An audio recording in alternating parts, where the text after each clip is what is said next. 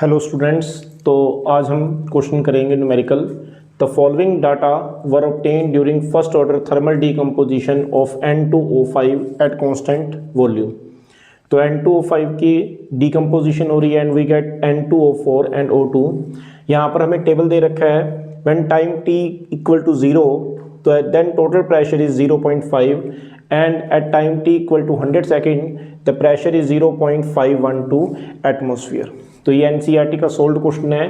अब हम इसको सोल्व कर देखते हैं। सबसे पहले हमें यहाँ पर रिएक्शन दे रखी है N2O5। इसकी जब डीकम्पोजिशन होती है then we get 2N2O4 and O2। अब यहाँ पर हमें टेबल में दे रखा है कि when time is 0 then total pressure is 0.5 atm।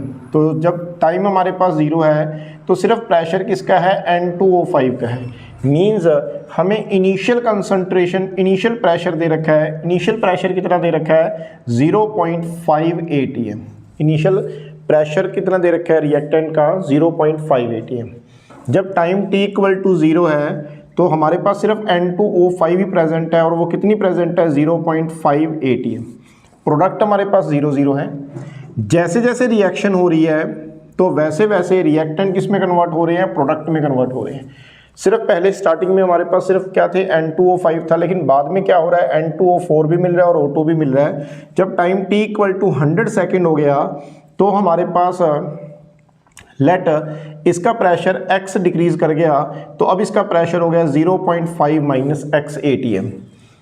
अगर इसका प्रेशर x डिक्रीज कर गया तो N2O4 का प्रेशर कितना इंक्रीज करेगा, कितना बनेगा हमारे पास x atm बनेगा, क्योंकि इसके 2 मोल्स डीकम्पोज करेंगे तो N2O4 के भी 2 मोल्स ही बनेंगे।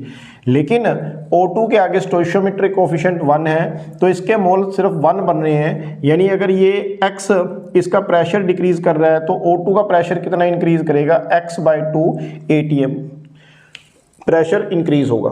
अब टोटल प्रेशर कितना हुआ हमारे पास, 100 सेकेंड पर pressure of pressure of N2O5 जो कि 0.5 माइनस x है, प्रेशर ऑफ N2O4 जो कि x है, प्रेशर ऑफ O2 जो कि x/2 है।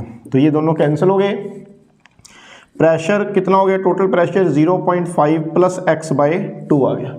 तो टोटल प्रेशर में कितना दे रखा है 100 सेकंड पर 0.512 प्रेशर है, 0.5 प्लस x/2 आ गया।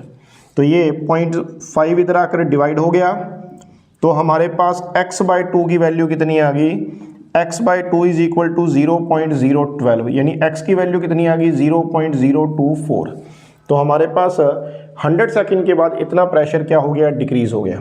अब हम निकालते हैं कि pressure of gas A, reactant A जो कि N2O5 है, उसका प्रेशर 100 सेकंड पर कितना था हमारे पास, 100 सेकंड पर प्रेशर कितना है, 0.5 माइनस x, यानी 0.5 माइनस 0.024, ये आ जाएगा 0.476 एटमोसफियर।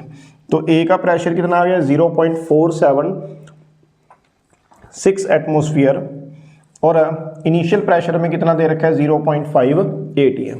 क्योंकि ये फर्स्ट ऑर्डर रिएक्शन है तो इसमें हम फर्स्ट ऑर्डर रिएक्शन का फॉर्मूला लगाएंगे।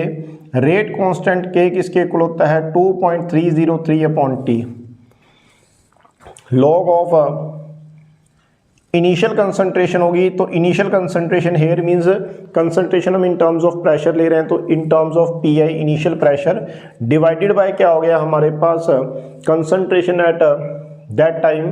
तो यहाँ पर हमारे पास कंसंट्रेशन यानी प्रेशर कितना हो गया रिएक्टेंट का, PA।